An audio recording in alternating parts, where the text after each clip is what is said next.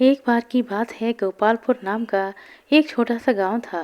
वह गांव बहुत सुंदर था, हरियाली से भरा हुआ था। वहां की हवा में एक अनोखी ताजगी थी। उसी गांव का राजा था राजा वीरभद्र।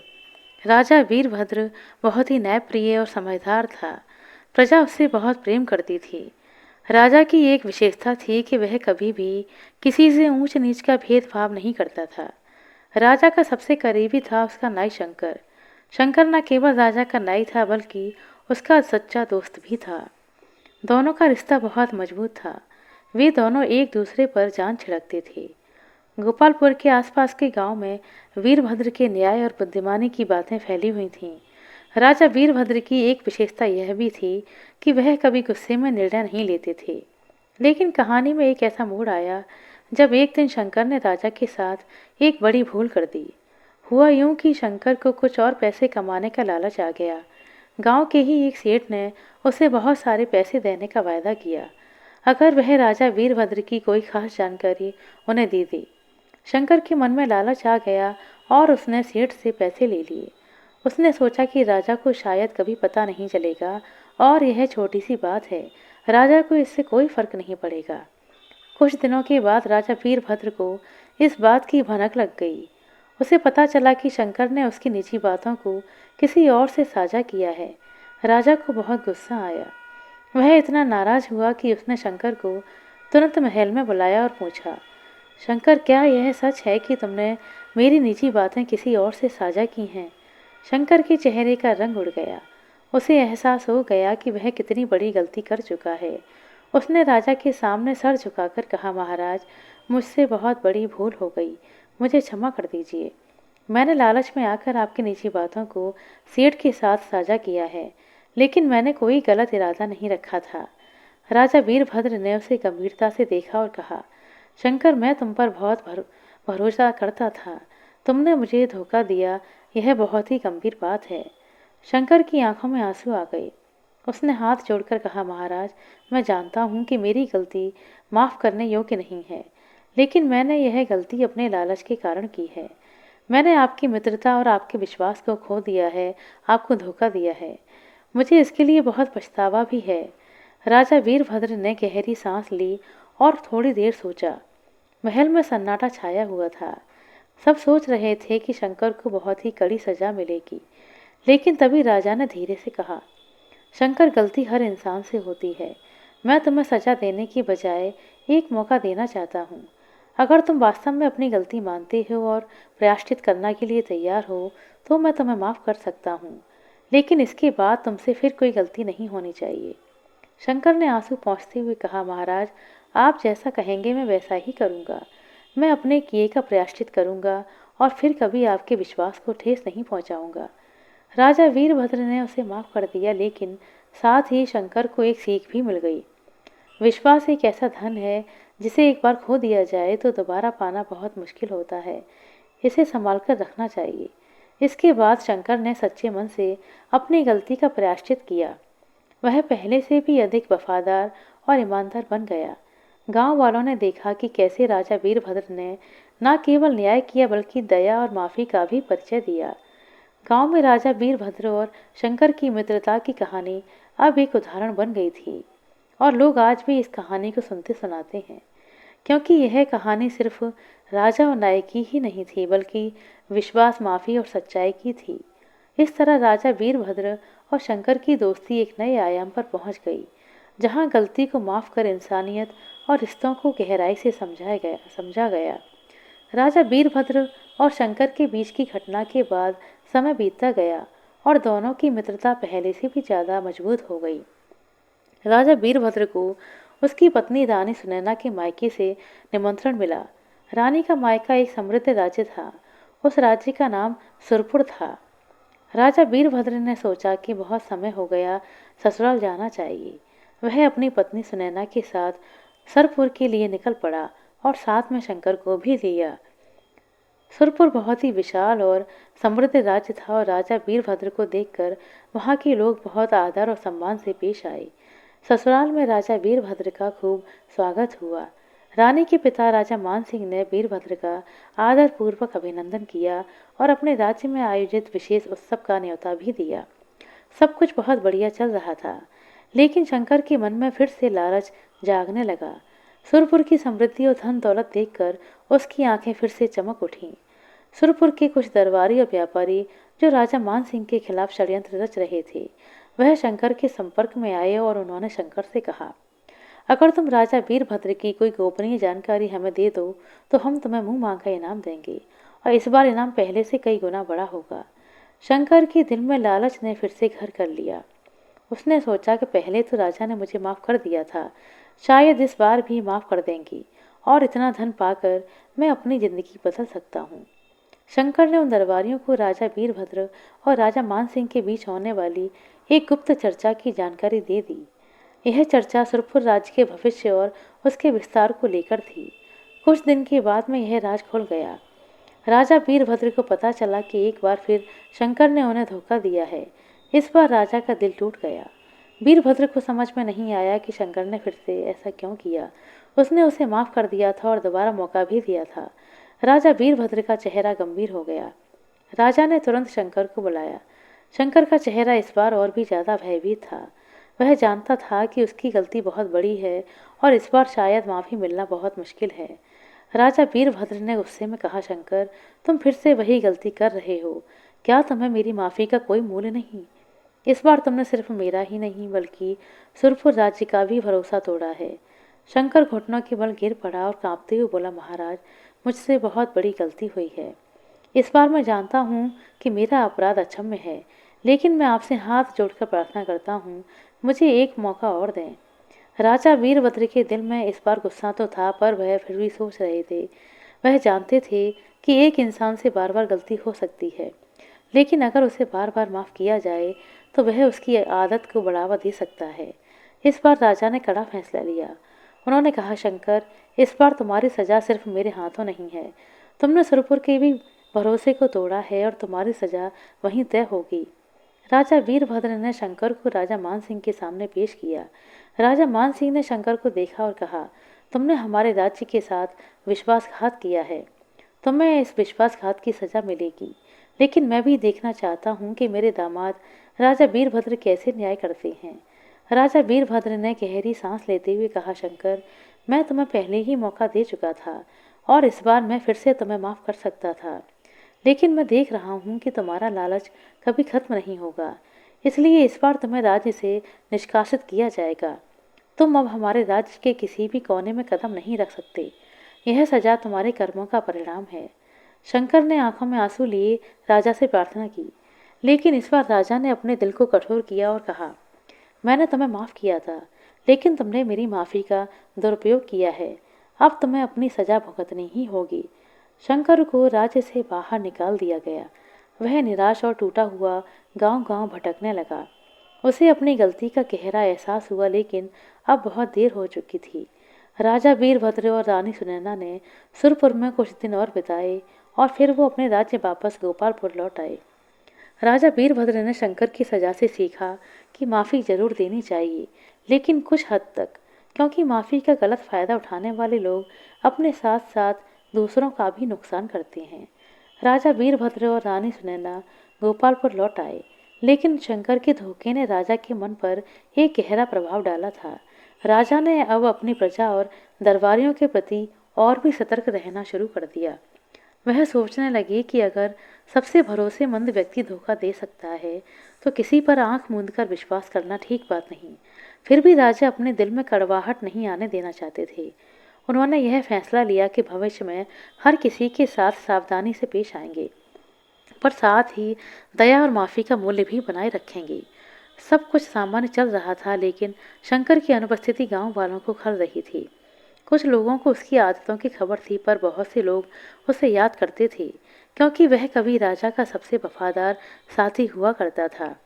राजा वीरभद्र ने अपनी प्रजा के प्रति अपने कर्तव्यों को और भी मजबूती से निभाना शुरू कर दिया। हर रोज वह अपने दरबार में बैठकर लोगों की समस्याएं सुनते और उनका समाधान करते, पर एक सवाल हमेशा उनके मन में उठता रहता था, शंकर अब कहाँ है? क्या उसने अपनी गलतियों से कुछ सीखा है या नहीं? उधर शंकर के जीवन की राह बहुत कठिन हो चुकी थी। राज्य से बाहर निकलने के बाद वह इधर उधर भटकता रहा। गांव गांव घूमते हुए उसे अपनी गलतियों का एहसास गहराता गया। उसने सोचा, राजा ने मुझे 2 बार माफ़ किया, लेकिन मैंने उनकी माफ़ी की कद्र नहीं की। अब मेरे पास ना सम्मान है, ना राजा की मित्रता, और ना ही मेरे जीवन का कोई ठिकाना। वह खाने को मोहताज हो गया और भीख मांगकर अपना पेट भरने लगा।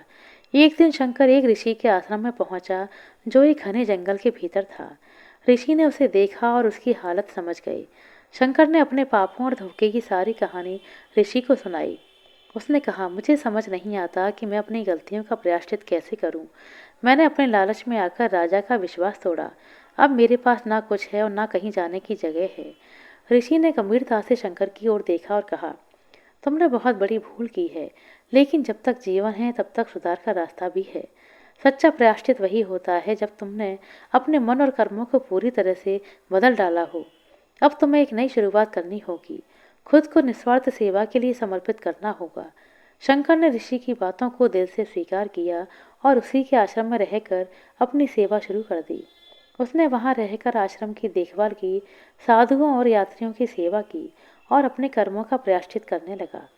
धीरे धीरे उसके मन की अशांति दूर होने लगी। उसे सच्चे अर्थों में शांति का अनुभव होने लगा। कुछ वर्षों के बाद राजा वीरभद्र के कानों में शंकर के बदलने की खबर पहुंची। एक दिन राजा ने सोचा कि क्यों ना शंकर की सच्चाई को परखा जाए। वह गुप्त रूप से ऋषि के आश्रम पहुंचे, जहां शंकर सेवा कर रहा था। शंकर उन्हें पहचान नहीं पाया, क्योंकि राजा ने साधारण वेश धारण किया था। राजा ने देखा कि शंकर अब एक बदला हुआ इंसान था। वह विनम्र, शांत और हर काम को पूरे समर्पण से कर रहा था। जब राजा ने उससे बातें की तो शंकर ने अपने बीते समय की गलतियों के बारे में खुलकर बात की और कहा, मैंने अपने जीवन का सबसे बड़ा सबक सीखा है। जब तक तुम अपने लालच और अहंकार से ऊपर नहीं उठते, तब तक सच्चा सुख नहीं पा सकते। मैंने राजा वीरभद्र के साथ बहुत बड़ा अन्याय किया था और अब मैं अपना पूरा जीवन उन गलतियों का प्रायश्चित करने में लगा रहा हूँ। राजा वीरभद्र को यह सुनकर बहुत संतोष हुआ। वह वापस अपने महल लौटे और इस बार उन्होंने शंकर को पूरी तरह माफ कर दिया। लेकिन शंकर को यह बताने का कोई प्रयास नहीं किया। राजा समझ चुके थे कि शंकर को अब सही राह मिल चुकी है और अब उसे किसी की माफ़ी की आवश्यकता नहीं है। गोपालपुर लौटने पर राजा ने रानी सुनैना को बताया कि शंकर ने अपना पाप धो लिया है। वह पूरी तरह बदल चुका है और मुझे लगता है कि यही जीवन का सबसे बड़ा सत्य है। इंसान अपने कर्मों से खुद को सुधार सकता है, अगर उसे सही मार्गदर्शन मिले और वह सच्चे मन से अपनी गलतियों का प्रायश्चित करे।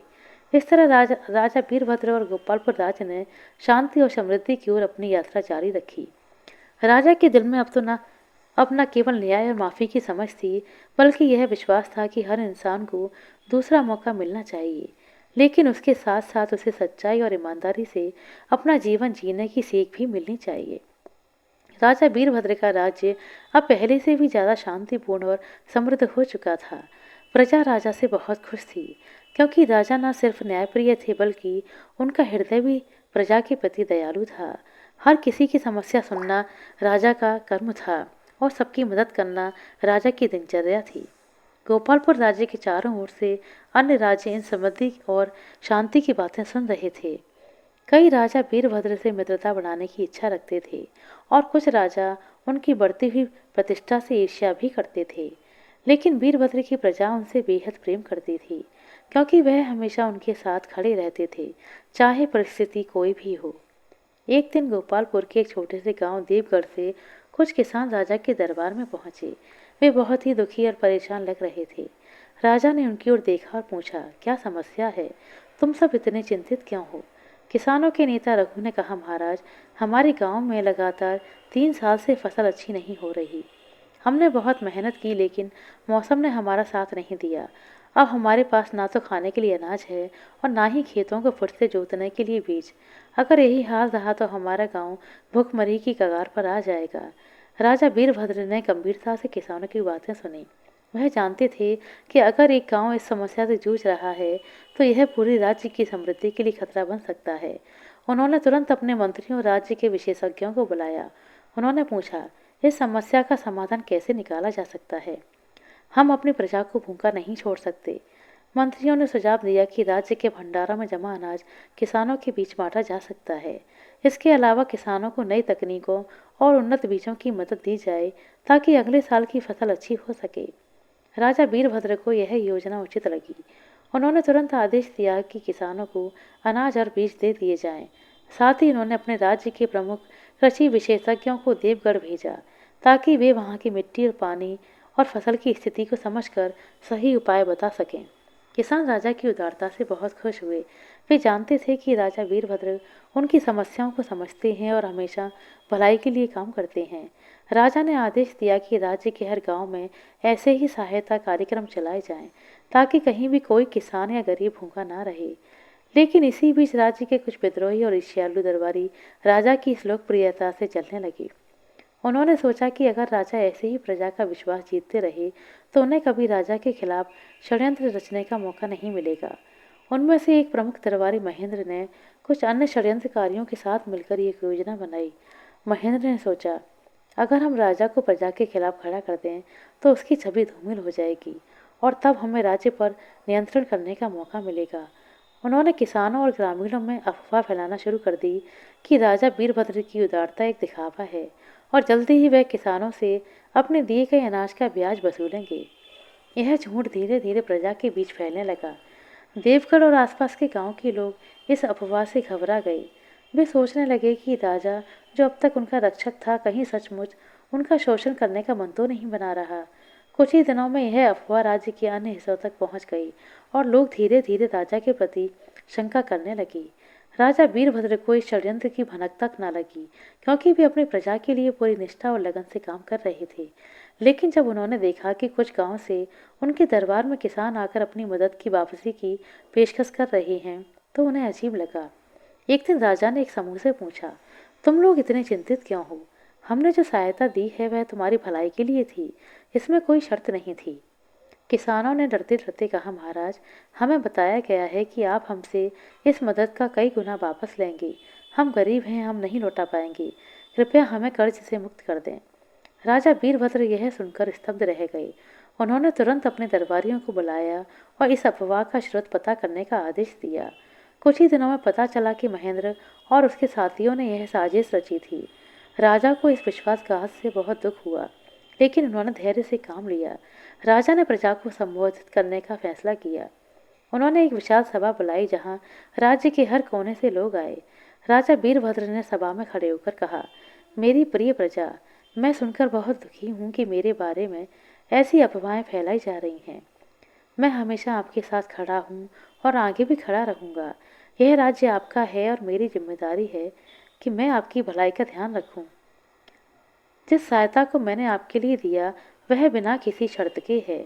मैं आपसे कुछ भी वापस नहीं मांगूंगा। जो लोग यह अफवाह फैला रहे हैं वे राज्य और आपकी एकता को तोड़ने का प्रयास कर रहे हैं। राजा की इस बात ने प्रजा का दिल फिर से जीत लिया। लोग समझ गए कि यह एक षड्यंत्र था और राजा की नीयत पर उन्हें कोई संदेह नहीं होना चाहिए।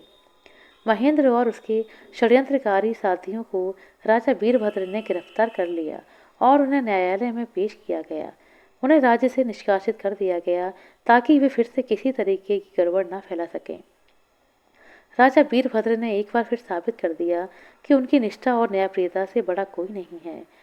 उन्होंने अपनी प्रजा को यह भी सिखाया कि किसी भी अफवाह पर आंख मूंदकर विश्वास नहीं करना चाहिए, बल्कि सच्चाई को परखने की कोशिश अवश्य करनी चाहिए। आशा करते हैं दोस्तों आपको हमारे द्वारा सुनाई गई यह कहानी अच्छी लगी होगी। कहानी अच्छी लगी हो तो कृपया लाइक कर दें, शेयर कर दें। चैनल पर नए हैं तो सब्सक्राइब कर लें। अपना कीमती समय देने के लिए बहुत बहुत धन्यवाद। मिलते हैं अगले वीडियो में, तब तक के लिए नमस्कार।